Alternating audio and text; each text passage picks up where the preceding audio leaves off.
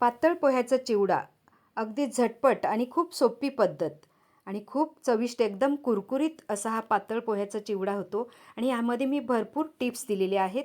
तर चला इथे मी पाव किलो अगदी पातळ पोहे घेतलेले आहेत आणि हे पोहे आपण अगदी निवडून घ्यायचे आहेत. त्याच्यामध्ये काही कचरा वगैरे असेल तर काढायचा आहे. बाहेर खूप कडक ऊन पडलेलं आहे, तर 1 तासाभरासाठी मी हे पोहे बाहेर उन्हामध्ये घातलेले होते. आता हे पोहे आपण चाळून घेणार आहोत, कारण ह्यामध्ये बारीक बारीक ती पावडर वगैरे असते, तर ती घ्यायची नाही. त्यामुळे आपला हा चिवडा मऊ पडू शकतो. तर अशा प्रकारे एखादी चाळण घ्यायची आणि त्याने अशी ही चाळून घ्यायची. तुम्हाला मी दाखवते आता. हे पहा, हे सगळं हे बारीक बारीक सगळं निघालेलं आहे. तर हे सगळं काढून टाकायचं आहे. त्यासाठी सगळे पोहे आता आपण चाळून घेणार आहोत. मुलांना आता शाळेला सुट्टी लागलेली आहे आणि ते घरी असतात, त्यामुळे भरपूर खेळ खेळतात आणि खेळल्यानंतर त्यांना भूक लागते. तर अशा मधल्या भुकेसाठी त्यांना काय देणार, तर बाहेरचं आपल्याला द्यायला वाटत नाही. तर त्यासाठी हा पातळ पोह्याचा चिवडा अगदी सोप्या पद्धतीने खूप लवकर होतो. तर अशा प्रकारे सगळे पोहे आपण हे चाळून घेतलेले आहेत. तुमच्याकडे चाळण नसली तर अशा प्रकारे तुम्ही हे पोहे हाताने असे वरती उचलून घ्यायचे आणि जे वरती येतात ते अलगद दुसऱ्या पातेल्यात ठेवायचे. म्हणजे त्याच्यातली जी बारीक पावडर असते ती खालीच राहते आणि पोहे असे अलगद वरती उचलून घ्यायचे. तर ह्या चिवड्यासाठी आता आपण साहित्य पाहूया. तर इथे मी हे पाव किलो पातळ पोहे साफ करून घेतलेले आहेत. 100 ग्रॅम शेंगदाणे घेतलेले आहेत. तुम्ही कमी जास्त घेऊ शकता. त्याचप्रमाणे इथे 50 ग्रॅम मी डाळवं घेतलेली आहेत. रोस्टेड चणा डाळ आहे. 2 चमचे पांढरे तीळ घेतलेले आहेत. त्याचप्रमाणे हा कढीपत्ता घेतलेला आहे. हा स्वच्छ धुवून त्यानंतर हा मी थोडंसं पुसून घेतलेला आहे, म्हणजे त्याला पाण्याचा अंश ठेवलेला नाही. त्याचप्रमाणे इथे हे खोबरं आहे, त्याचे मी हे असे बारीक चकते असे बारीक अशा पीसेस केलेले आहेत. एकदम पातळ करायचे आहेत. आणि हे थोडेसे धने घेतलेले आहेत 2 चमचे. ते फक्त मिक्सरला एकदा फक्त फिरवून घेतलेले आहेत. त्याने खूप छान टेस्ट येते. अगदी कमी साहित्यामध्ये झटपट असा हा चिवडा तयार होतो. तर त्यासाठी इथे मी एक कढई गॅसवरती ठेवलेली आहे. कढई आता गरम झालेली आहे. गॅस एकदम मंद करायची आहे आणि स्लो गॅसवरती आपण हे पोहे आता थोडेसे भाजून घेणार आहोत. पोहे तुम्हाला भाजून घ्यायचे नसले तर कडक उन्हामध्ये तुम्ही 2-3 तास ठेवू शकता. म्हणजे तुम्ही पोहे भाजले नाही तरी चालतील. पण आता हे पोहे मी तसे वरवरून असे 2 चमचे घ्यायचे आणि पोहे असे भाजून घ्यायचे थोडेसे. म्हणजे हा आपला चिवडा एकदम कुरकुरीत होतो आणि नरम पडत नाही. पोहे असे भाजतेवेळी दोन्ही हातामध्ये असे 2 चमचे घ्यायचे आहेत आणि असे खालीवर करायचे, म्हणजे ते पोहे एकसारखे भाजले जातात. भाजायच्या अगोदर हे पोहे अशा प्रकारे नरम असतात आणि भाजल्यानंतर एकदम असे कुरकुरीत आणि त्याची पावडर होते. ते आपण आता पाहूया.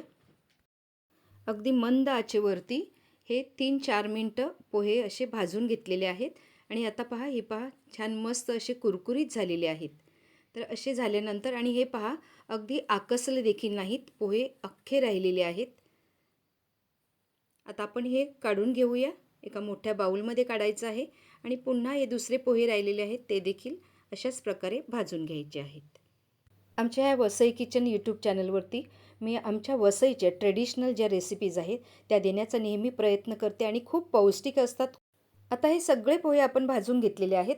तर पोहे गरम असतेवेळीच त्यामध्ये 1 टीस्पून आता मीठ घातलेलं आहे आणि 2 टीस्पून पिठी साखर घेतलेली आहे. साखर मिक्सरमधून पावडर करून घेतलेली आहे. ती 2 टीस्पून घालायची आहे. तुम्हाला एखादा चमचा साखरेचा वाढवायचा असल्यास तुम्ही तो एक्स्ट्रा घालू शकता. तर इथे एक महत्त्वाची टीप म्हणजे पोहे गरम असतेवेळी आपण साखर आणि मीठ घातल्यानंतर ते साखर आणि मीठ त्या पोह्याला चिकटते. त्यामुळे चिवडा रेडी झाल्यावरती साखर आणि मीठ खाली पातेल्याला चिकटत नाही, तर त्या पोह्यामध्ये चिकटून राहते. साखर आणि मीठ घातल्यानंतर ते पोहे चांगले मिक्स करून घेतलेले आहेत.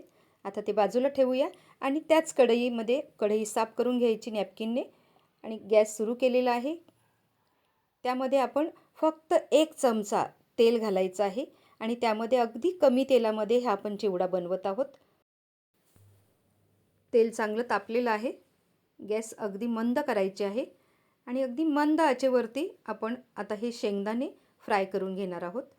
तर इथे मी 100 ग्रॅम शेंगदाणे घेतलेले आहेत, कारण चिवड्यामध्ये शेंगदाणे मुलांना खूप आवडतात. तर शेंगदाण्याचं प्रमाण तुम्ही कमी जास्त करू शकता. हा पातळ पोह्याचा मी अगदी सिंपल चिवडा दाखवलेला आहे. ह्यामध्ये तुम्ही बदाम, काजू, मनुका हे सुद्धा वापरू शकता. तुमच्या आवडीप्रमाणे तुम्ही ते फ्राय करून घेऊ शकता. तर हे शेंगदाणे चांगले मस्त अगदी मंद आचेवरती हे फ्राय करून घ्यायचे, म्हणजे आतपर्यंत व्यवस्थित ते फ्राय होतात. तर आता मी ह्याच्यामध्ये अगदी पाव चमचा मीठ घालणार आहे. म्हणजे ह्या शेंगदाण्याला ते मीठ लागते, त्यामुळे चिवड्यालासुद्धा खूप छान टेस्ट येते. शेंगदाणे आपले आता फ्राय करून झालेले आहेत. असे बाजूला काढून त्यानंतर ते तेल सगळं काढून घ्यायचं अशा प्रकारे आणि सगळं प्लेटमध्ये काढून घेऊया. तर शेंगदाणे संपूर्ण फ्राय करून झालेले आहेत. आता आपण ही रोस्टेड चणा डाळ म्हणजे डाळं हे भाजलेली डाळ आहे, ती आपण थोडीशी फ्राय करून घेणार आहोत. अगदी रंग बदलला की ती काढून घ्यायची आहेत. तर ह्या अगदी 1 चमचा तेलामध्ये तुम्ही बदाम, मनुका किंवा काजू ते देखील फ्राय करू शकता. तेवढे ह्या तेलामध्ये ते होऊन जाईल. तर ही डाळसुद्धा आता चांगली ही फ्राय झालेली आहे. खूप काळी नाही करून घ्यायची, नाहीतर ती डाळसुद्धा कडक होते. तर ही आता डाळ चांगली तळून झालेली आहे सुद्धा ह्याच प्लेटमध्ये काढून घेऊया. त्यानंतर आता हे जे खोबरं आहे त्याचे मी हे बारीक बारीक पीसेस करून घेतलेले आहेत. अगदी पातळ पीसेस करायचे आहेत. तर ते देखील आपण आता फ्राय करून घेऊया. खोबरंसुद्धा एकदम काळपट नाही करायचं, करपवायचं नाही, नाहीतर ते कडू लागते. थोडासा सोनेरी रंग आल्यावर ते काढून घ्यायचं आहे. हा पातळ पोह्याचा चिवडा बनवायला खूप सोपा आणि याला प्रमाण असं काही घेतलंच पाहिजे असं नाही. कमी जास्त प्रमाण घेऊन तुम्ही हा पातळ पोह्याचा चिवडा बनवू शकता. तर हे खोबरं देखील चांगला रंग आलेला आहे, सोनेरी रंग. आता ते काढून घ्यायचं आहे आणि प्रत्येक गोष्ट काढतेवेळी ते तेल सगळं असं निथळून घ्यायचं आहे चमच्याने. आता शेंगदाणे, खोबरं वगैरे सगळं फ्राय करून झालेलं आहे. हे पहा अगदी 1 चमचा तेलामधलं थोडंसं तेल अजून राहिलेलं आहे. तर त्यामध्ये आपण आता फोडणी करणार आहोत. तर फोडणीसाठी इथे 1 चमचा राई घेतलेली आहे. राई छान तडतडली पाहिजे अगदी. गॅस कमी केलेला आहे. अगदी मंद आचेवरती आपण ही फोडणी देणार आहोत. त्यानंतर 2 टीस्पून इथे मी अख्खे धण्याचे हे 2-2 तुकडे एकदा फक्त मिक्सरला फिरवलेलं आहे. तर ते घालायचे आहेत. ह्या धण्याने खूप छान टेस्ट येतो. त्याचप्रमाणे इथे पांढरे तीळ घेतलेले आहेत, 2 टीस्पून घ्यायचे आहेत. आणि हा कढीपत्ता हा देखील घेतलेला आहे. तर कढीपत्ता धुवून त्यानंतर तो थोडासा सुकवून घ्या घरामध्येच, उन्हात नाही घालायचा. म्हणजे त्याला पाणी नाही राहायला पाहिजे, नाहीतर तो तेल सगळं अंगावर उडू शकते. कढीपत्ता भरपूर वापरा तुम्ही. कढीपत्ता एकदम कुरकुरीत होतो, तर चिवड्याला देखील छान टेस्ट येते.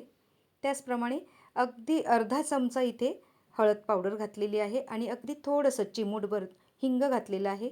हिंग घातल्याने ह्या चिवड्याला खूप छान टेस्ट येते. फोडणी चांगली व्यवस्थित अगदी मंद आचेवरती आपण परतून घेऊया. अगदी मस्त खमंग अशी फोडणी आपली तयार झालेली आहे. तर त्यामध्ये हे आपले पातळ पोहे जे आपण साखर आणि मीठ घातलेलं ते घालूया. आणि त्यानंतर तुम्हाला सांगितल्याप्रमाणे असे 2 चमचे हातामध्ये घ्यायचे आणि चांगलं असं मिक्स करून घ्यायचं. 2 चमचे घेऊन मिक्स केल्याने ते पोहे सगळ्याला व्यवस्थित तो मसाला वगैरे लागतो आणि चांगले मिक्स होतात. तुम्हाला इथे हळद कमी वाटेल, पण तो मिक्स केल्यानंतर अगदी 2-3 मिनिटानंतर चिवड्याला छान रंग येतो. आता त्यामध्ये हे शेंगदाणे, खोबरं आणि डाळवं जे आपण फ्राय केलेली ती घालत आहोत. पुन्हा एकदा चांगलं मिक्स करून घेऊया. चमच्याने अगदी खालपासून व्यवस्थित असं खालीवर करून घ्यायचं आहे. गॅस बंद केलेली आहे आणि त्यानंतर हे सगळं मिक्स करून घ्यायचं आहे. सगळं व्यवस्थित मिक्स करून घ्यायचं आहे आणि आता हे पातेलं आपण खाली काढून घेणार आहोत. पुन्हा एकदा व्यवस्थित सगळं मिक्स करून घेऊया. आणि हळदीचा रंग छान चढतो आहे. हा पातळ पोह्याचा चिवड्याला हळद खूप वापरायची नाही. फक्त थोडंसं असं पिवळसर रंग दिसला पाहिजे, त्यानेच हा चिवडा खूप सुंदर दिसतो. तर आपलं चांगलं मिक्स केलेलं आहे. आता मी टेस्ट पाहणार आहे. तुम्हाला साखर किंवा मीठ थोडंसं कमी वगैरे वाटलं तर ह्या वेळेला घालू शकता. चिवडा गरम आहे, त्यामध्ये ते मिक्स होऊन जाईल. सगळं व्यवस्थित आहे. जे प्रमाण सांगितलं आहे त्या प्रमाणात तुम्ही हा चिवडा बनवा. खूप टेस्टी झालेला आहे. आता ह्या जे पोहे भाजून ठेवलेले त्याच पोह्याच्या भांड्यामध्ये आपण हे संपूर्ण चिवडा काढून घेऊया. आणि चिवडा आता हा गरम आहे, तो थंड झाल्यानंतरच आपण एखाद्या चांगल्या बरणीमध्ये काढून ठेवायचा आहे. तर सुंदर रंग आलेला आहे. आणि हा चिवडा तुम्ही फॅनखाली वगैरे ठेवू नका. फॅनखाली ठेवल्यावर तो चिवडा नरम पडतो. हा चिवडा तुम्ही जास्त बनवल्यास एखाद्या छोट्या बरणीमध्ये मुलांना खाण्यासाठी त्या दिवसाचा काढून ठेवायचा आणि हवाबंद डब्यामध्ये भरून ठेवायचा. अगदी महिनाभर ती कुरकुरीत राहतो. तर असा हा सुंदर चिवडा नक्की तुम्ही बनवा आणि घरी सगळ्यांनी तुम्ही खा आणि मुलांना विशेषतः आपल्या ह्या बनवून द्या. धन्यवाद.